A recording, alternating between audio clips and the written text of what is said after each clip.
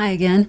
In this lesson, we're going to review what a sampling distribution is, and we're going to do a theoretical hypothesis test for one proportion. Okay, so last time we did a simulated hypothesis test. That was for the Schurz and Parkinson's disease. So this time I want to go over the theoretical test. Okay, so first let's look at the situation. We'll write down the hypotheses and the observed statistic, and then we'll review the sampling distributions and the central limit theorem. Okay, so here's the situation. According to the Oregon Health Authority, 96% of Oregonians had some type of health insurance coverage in 2024. We want to test whether this percentage is lower among PCC students. A random sample of 300 PCC students shows that 284 had health coverage at that time. Is this evidence that the proportion is lower among PCC students than the general Oregon population? Okay, so first I want to identify some key things that are going on here. So what's the key information? We have an original percentage, or a percentage of Oregonians. This is our null value. That's what we're comparing our sample against, right? We want to test whether the percentage is lower among PCC students. So lower among PCC students, that's our claim, right? Or that's what we're testing. So that, where am I going to write that? That's our claim. That's what we're testing. And then we have our sample as well, right? So we have a random sample. We have 284 out of 300, okay? So underline those. That's our sample. We want to know, is this evidence that the proportion is lower? So here's the claim again, lower among PCC students than the general Oregon population. Okay, so let's write out our hypotheses. So the null, H naught, P, because we're dealing with a proportion, is equal to 0.96. That's our null value. And then the claim, or the alternate, HA, is P lower than 0.96. Okay, so this is a left tail test. Okay. Great. The observed statistic, that's what we get from the sample, right? So the sample, it's a proportion, so it's a P hat, and we got 284 out of 300. Let's go ahead and get a decimal for that. 284 out of 300. And I will also show you the Desmos calculator. Oops, there's glare on that. I'll show you the Desmos calculator. You're welcome to use a free online calculator as well. You can use a phone for a while, but phones get not as useful when we use square roots and stuff. Okay, 0.9467.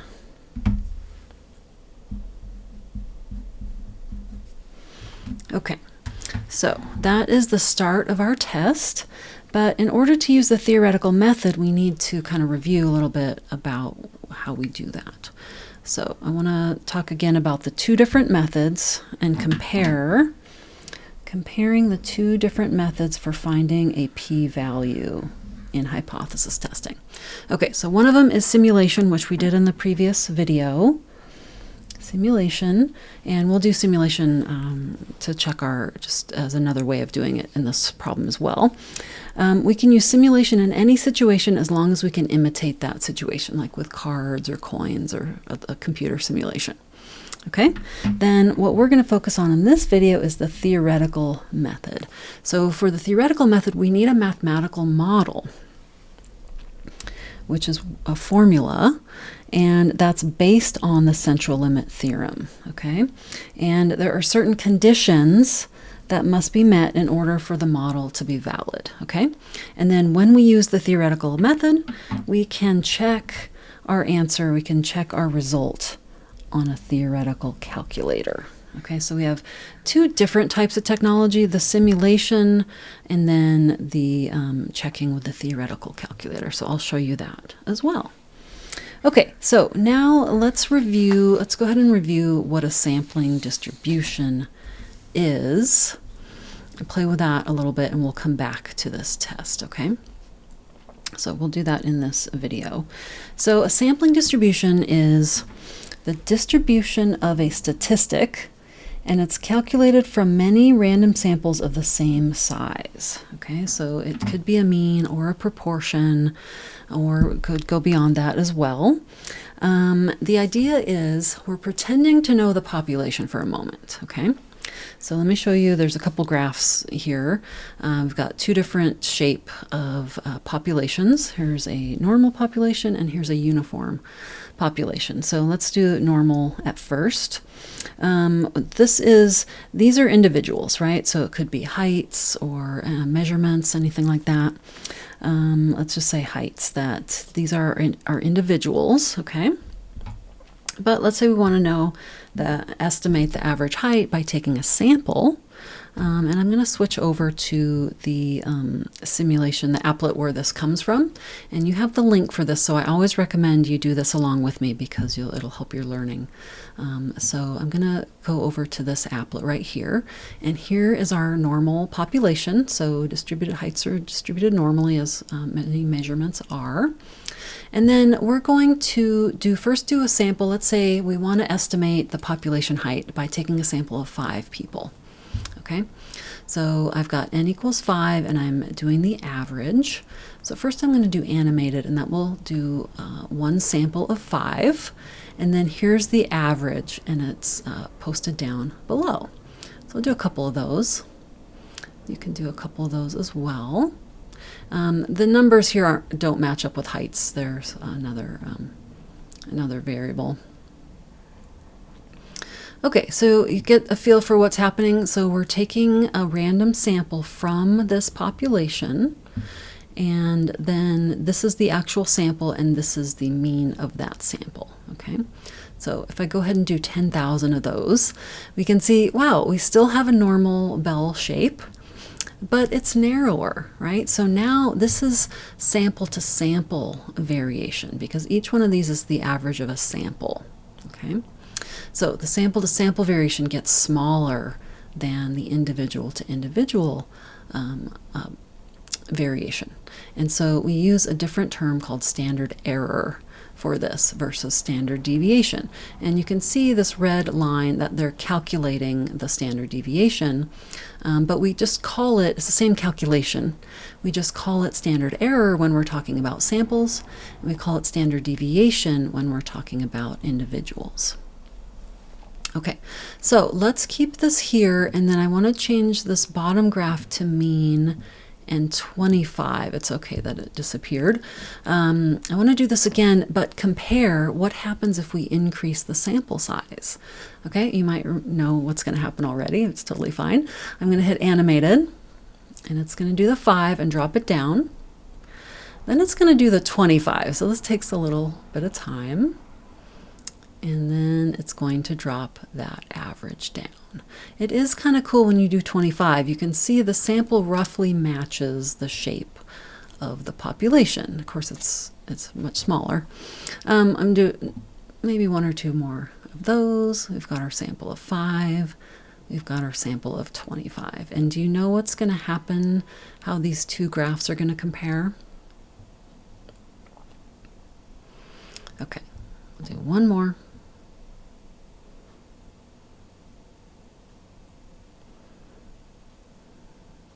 Then I'll go ahead and do 10,000. Okay. Okay, so is that what you're expecting? The graph of the larger sample size, the sample-to-sample variation gets even smaller. Okay, because when we're averaging more, it's going to go even closer to the center than if we're averaging fewer. Okay, so this is called the central limit theorem. Notice this little tick mark, the red tick mark, is where the average is, or I think it's blue, but it's covered up by the red, or the maybe pink. So you can see the center stays the same. This would be odd if this was shifted way to the left or way to the right.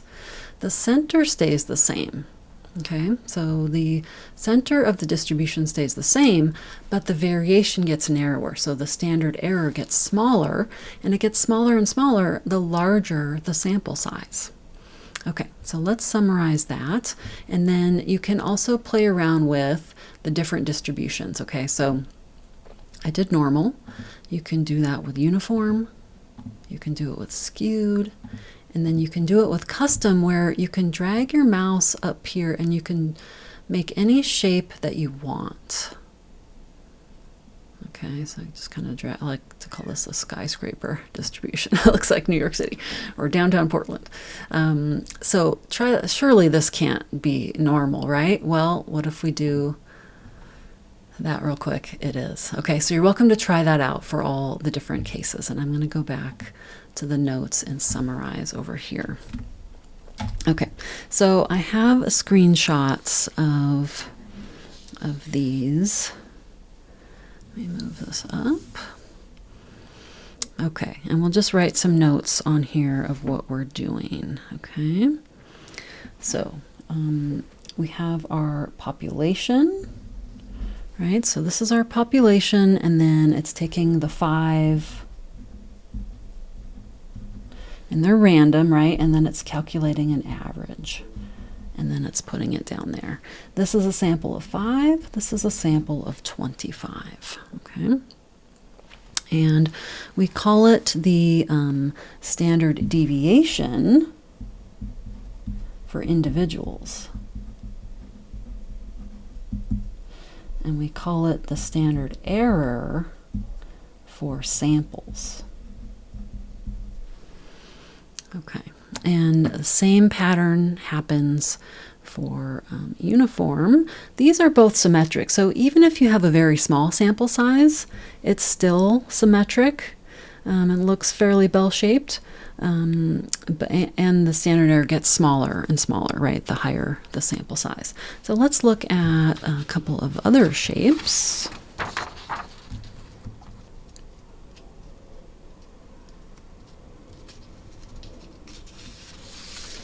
Okay, so here is the skewed and the multimodal or skyscraper distribution. Okay, so again, we have the parent population and the mean. So before on the other ones, the means always stayed the same, right?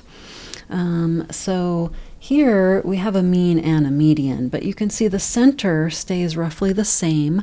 This one is still a little bit skewed, right? So still skewed, but less so. And then when you get to 25, it looks pretty much symmetric. Okay, so if we don't start with a normal distribution, we do have to get to a certain sample size to use that normal distribution. This one you can see it's pretty close to normal, but maybe just not quite. But by the time you get to 25, it does look like it, okay? Okay, so there's essentially 3 different observations that we have from the, this is called the central limit theorem.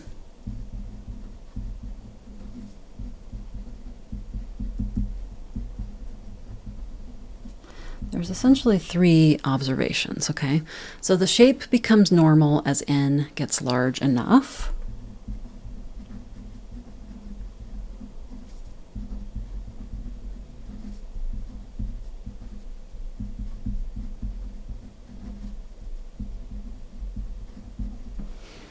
We get that normal shape.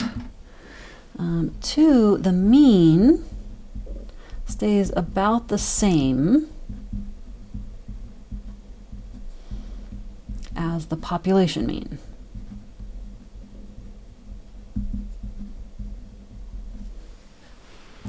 And then 3, the standard error gets smaller as n gets larger. Okay, so here we can see, and then remember we called this the standard deviation, then the standard error. Standard error is getting smaller and smaller. Okay. Okay, great. So let's kind of summarize that and find out what our model is for proportion. Actually, we're going to do that in the next video, so I'll see you there.